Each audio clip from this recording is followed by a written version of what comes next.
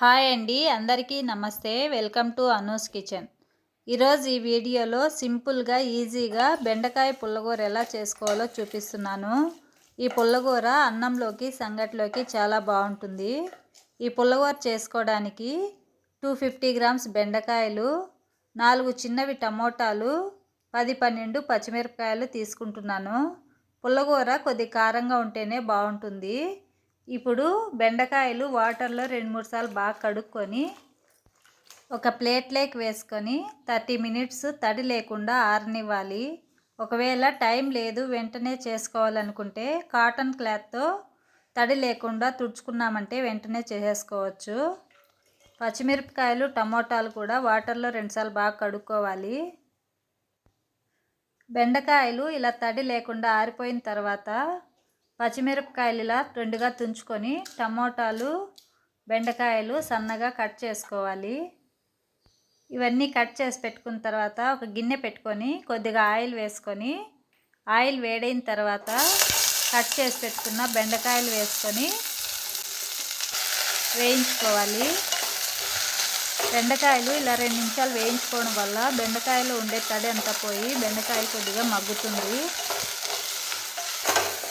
ఇలా మగ్గిన తర్వాత తుంచి పెట్టుకున్న పచ్చిమిరపకాయలు, టమోటాలు, రుచికి సరిపడా ఉప్పు, 1/2 స్పూన్ పసుపు, కొద్దిగా చింతపండు వేసుకొని ఒకసారి ఇవన్నీ కలిసేటట్టు బాగా కలుపుకోవాలి. ఇలా బాగా కలుపుకున్న తర్వాత మూత పెట్టుకొని లో ఫ్లేమ్లో 5 నిమిషాలు ఉడకనివ్వాలి.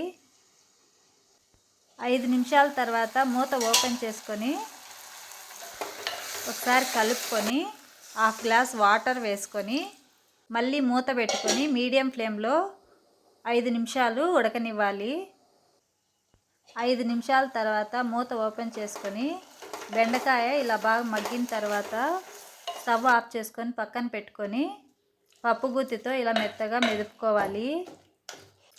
ఇలా బాగా మెత్తగా మెదిపేసుకున్న తర్వాత పోపు పెట్టుకోవడానికి పోపు దినుసులు 4-5 వెల్లుల్లి రెబ్బలు, కొద్దిగా కరివేపాకు, 2 ఎండుమిరపకాయలు, సన్నగా కట్ చేసుకున్న ఒక ఆనియన్ తీసుకొని ప్యాన్ పెట్టుకొని కొద్దిగా ఆయిల్ వేసుకొని ఆయిల్ వేడిన తర్వాత పోపు దినుసులు, వెల్లుల్లి రెబ్బలు, ఎండుమిరపకాయలు వేసుకొని వేయించుకోవాలి. ఇవి కొద్దిగా వేగిన తర్వాత కరివేపాకు, కట్ చేసుకున్న ఆనియన్ వేసుకొని 1 నిమిషం వేయించుకోవాలి. ఆనియన్ ఇలా రెడ్గా వేగిన తర్వాత స్టవ్ ఆఫ్ చేసుకొని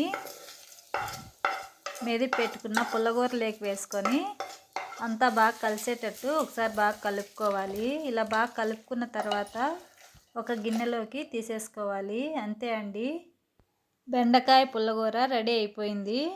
ఈ వీడియో నచ్చినట్లయితే లైక్ చేయండి, షేర్ చేయండి, సబ్స్క్రైబ్ చేసుకోండి. Thank you for watching.